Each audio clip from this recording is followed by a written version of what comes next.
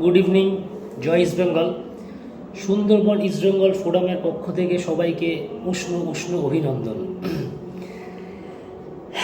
বছরের এই সময়টাতে আমরা খুব এক্সাইটেড থাকি, মানে ইস্ট বেঙ্গল সমর্থক বলে না, সব দলের সমর্থকেরাই আমাদের এক্সাইটমেন্ট একটু বেশি থাকে, কারণ ওই ব্যর্থ ব্যর্থ ব্যর্থ ব্যর্থ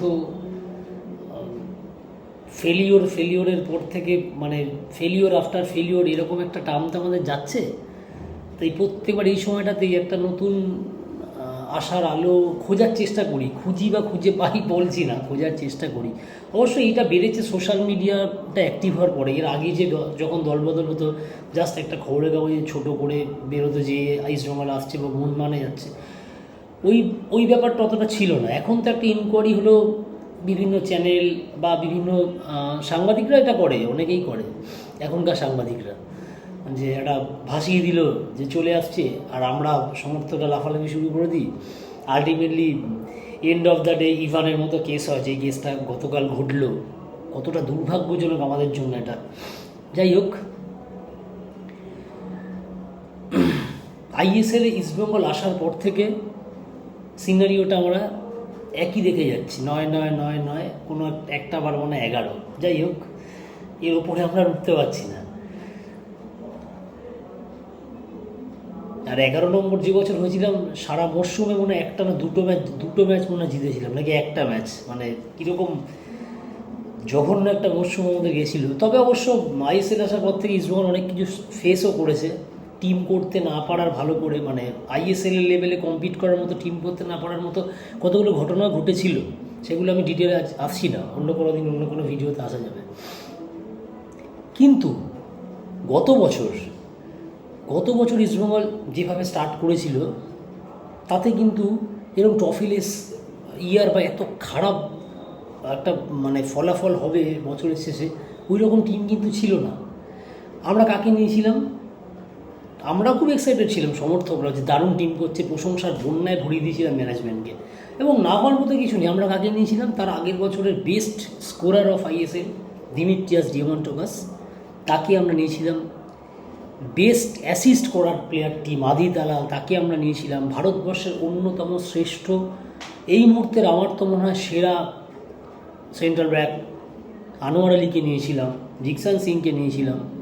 আর আগের প্লেয়াররা তো ছিল, গিলের মতো একজন গোল্ডেন গ্লাভস জেতা গোলকিপার, আমাদের কার্লোস কোয়াদ্রাতের মতো একজন আইএসএল চ্যাম্পিয়ন কোচ, যে দীর্ঘদিন বাদে আমাদের একটা সর্বভারতীয় ট্রফির স্বাদ দিয়েছিল, তার কোচিংই তো পেয়েছি। যাই হোক, কিন্তু আলটিমেটলি আলটিনাসির ম্যাচে গিয়ে আমরা দেখলাম, মরশুমের প্রথম দিকে ম্যাচটি হয়েছিল মনে হচ্ছে গত বছর মে মাসে, এরকম টাইমে হয়েছিল, আমার এক্সাক্ট ডেটটা মনে নেই। গিয়ে দেখলাম হতশ্রী পারফরমেন্স, ফিটনেসের এফ পর্যন্ত নেই, অথচ অনেক আগে আমরা সিজন স্টার্ট করেছিলাম। তারপরেও রেজাল্ট ওই দিমিত্রিয়াস ডিয়ামান্টোপাস কেরালা ব্লাস্টার্সের ফর্মের ধারে কাছেও নেই। ফিটনেস জনিত কারণ হতে পারে বা অন্য কোনো কারণ হতে পারে। মাদি দালালের ফর্মটা অনেক দেরি করে পেয়েছিল, পাওয়ার পরে চোট হয়ে গেল। তবে সব ম্যাচ যে খুব খারাপ খেলে হেরেছে সেটা বলবো না। রেফরির জন্য কিছু ম্যাচ আমরা হেরেছি, তবে সব ম্যাচ তো রেফরি হারায়নি। রেফরি তো আর হিয়াজিমানকে পায়ের তলা দিয়ে গোল খেতে বলেনি, বা যাই হোক, এগুলো আমরা দেখেছি। তারপর একটা ভয়ঙ্কর চোটের কবলে আমাদের টিমটা পড়লো। প্রাইম টাইমে সাউথগেট মতো মোটামুটি যখনই টিম ছন্দে ফেরে তখনই চোট পায়, 2 বছর ধরেই দেখছি। তো ওই যে এখন দিনের শেষে তো এই প্রশ্নটাই ঘুরে ফিরে আসে, আর কবে। এই আর কবে প্রশ্নটার আবহাওয়াই আরেকটি সিজনে এসে উপস্থিত হয়ে গেল। ইস্টবেঙ্গলকে নিয়ে তো আমরা সারা বছর থেকে নিজেদের ট্র্যাডিশনাল সেক্টরে যা কাজকর্মই করি না কেন, দিনের শেষে কোথাও একটা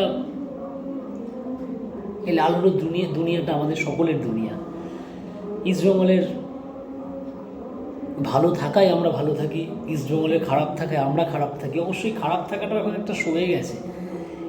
এত ফেলিওর একটা জেনারেশান, তো জানি না আর 2-1 বছরের মধ্যে যদি এই অবস্থার পরিবর্তন না হয়, পরবর্তী জেনারেশান আদৌ আর কেউ ইস্টবেঙ্গল সমর্থক হবে কি না, I have full doubt on that. এবার আসি এই মরশুমের কথায়। এই মরশুমও বিভাস আগরওয়ালজি কথাবার্তা শুনলাম জাস্ট 3-4 দিন আগে। আমাদের শীর্ষকর্তা দেবব্রত সরকারেরও 2-1 বাইট দেখলাম। এবারও তারা তেড়ে ফুলে নেমেছে দল গড়ার জন্য। কিছুদিন আগে নেতাজি ইন্ডোর স্টেডিয়ামে আমাদের মাননীয় মুখ্যমন্ত্রী একটি কথা বলেছেন, একটি বিবৃতি দিয়েছেন, যেটা আমি রাজনৈতিকভাবে তার বিরোধিতা করতে পারি, তার সমর্থন করতে পারি, যাই করতে পারি, কিন্তু এই কথাটি খুব গুরুত্বপূর্ণ। ইস্টবেঙ্গল সমর্থক হিসাবে আমি সমর্থন করি কথাটিকে। মোহনবাগান পারলে বা অন্য কোনো টিম পারলে বা অন্য কোনো স্টেটের টিম পারলে ইস্টবেঙ্গল কেন পারছে না, কেন পারছে না, কোনখানে খামতি রয়েছে? উনি প্রশ্নটা তুলেছেন, জানি না, হয়তো তার জন্য হতে পারে। তারপর তেড়ে ফুড়ে নামা হলো। একটি দুটি ভালো সাইনিংও হয়েছে, একদম যে হয়নি তা না। মিগুয়েল খুব ভালো প্লেয়ার, জানি না ইস্টবেঙ্গল এসে কী করবে। দিমিত্রিয়াস ডিমন্টোকাসও ভালো প্লেয়ারই ছিল, মাদি তালালও ভালো প্লেয়ারই ছিল। ইভেন চিমাচুকু ইস্টবেঙ্গল থেকে গিয়ে অনেকগুলো গোল করেছিল। ইস্টবেঙ্গলে খুব খারাপই খেলেছিল, ইস্টবেঙ্গল থেকে গিয়ে আবার ভালো প্লেয়ার হয়ে গেছিল। আমাদের তো এটা কপালই আছে, ভালো প্লেয়ার আমাদের টিমে যে খারাপ প্লেয়ার হয়েছে, আমাদের টিম থেকে খারাপ প্লেয়ার গিয়ে ভালো প্লেয়ার হয়ে যায়। উইলিস প্লাথাকে আমরা আগে দেখেছি, রিসেন্ট চিমাচুকুকে দেখলাম, even very recent Mobashir Rahman অনবদ্য ফুটবল জামশেদপুরেরও এবার আইএসএলে খেললো, সেও কিন্তু আমাদের দল থেকে তাড়িয়ে দেওয়া। সৌরভ দাস আমাদের দল থেকে সরিয়ে দেওয়া, খেললো তারা। জামশেদপুর একটা কম বাজেটের একটা হালকা পুলকা প্লেয়ারদের নিয়ে তৈরি করা টিমও এবার আইএসএলে সেমিফাইনাল খেলেছে, সুপার কাপের ফাইনাল খেলেছে, আর আমরা কিছুই করতে পারছি না। তো এইবার আবার একটা হাওয়া চালু হয়েছে, ভালো একটা সাইনও হয়েছে। মিগুয়েলের খেলা আমি দেখেছি আগে, ভালো প্লেয়ার, নো ডাউট ভালো প্লেয়ার। ও যদিও টপ ফর্মে থাকে, খুবই ভালো প্লেয়ার। বিপিন সিংকে সই করানো হয়েছে। বিপিন সিং ওর লাস্ট সিজনটা আমি বিপিন সিংয়ের কথা বলবো না, টোটাল মুম্বাই খারাপ খেলেছে। তার মানে মুম্বাই সবকটা প্লেয়ার কি খারাপ? অনেকে বলছে বিপিন তো এই খেললো, এই পারফরমেন্স কেন নিল? বিপিনের পারফরমেন্স মানে মুম্বাই তো পুরো টিমটাই খারাপ খেলেছে, তার মানে মুম্বাইয়ের সবাই খারাপ প্লেয়ার